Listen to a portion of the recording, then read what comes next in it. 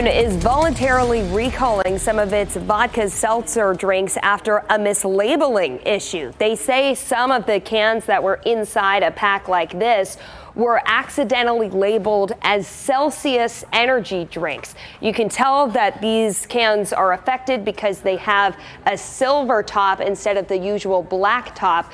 The FDA says that you might see some of these impacted cases in the beach variety pack that were shipped between July 21st and July 23rd. Okay. Thank you, Carly. So get this. Crews have removed so much debris from Western North Carolina after Helene.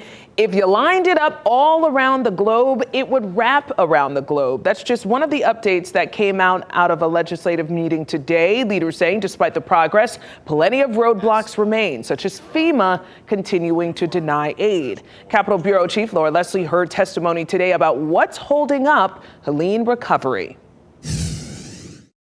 State lawmakers from Western North Carolina say they and their constituents are getting impatient with the slow pace of Helene recovery. Recovery leaders say they're working their way through federal red tape as fast as they can, but they say the federal government is dragging its feet. Lawmakers are frustrated that even though it's been 10 months since Helene and they've appropriated hundreds of millions of dollars in relief, the state has not yet rebuilt a single home. Senator Tim Moffitt lives in one of the hardest hit areas. Our constituents are looking to us for answers, and they're looking to us for solutions because that's where we live.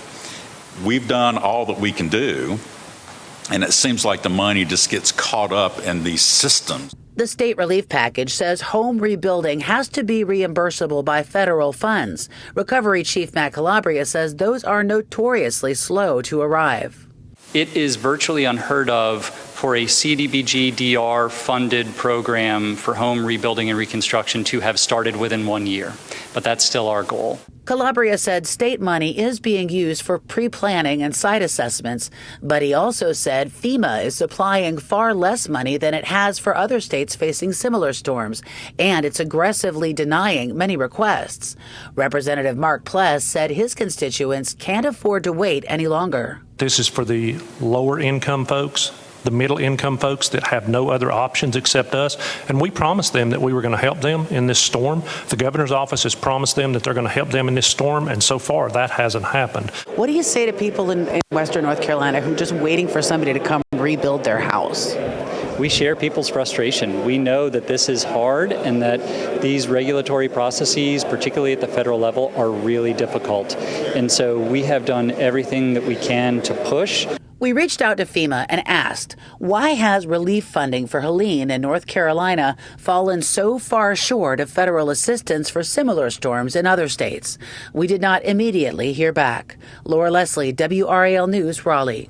Thank you, Laura. So we also asked FEMA about $200 million North Carolina was awarded last year to help pay for debris cleanup. That money still has not been released to North Carolina, and recovery officials say it is badly needed.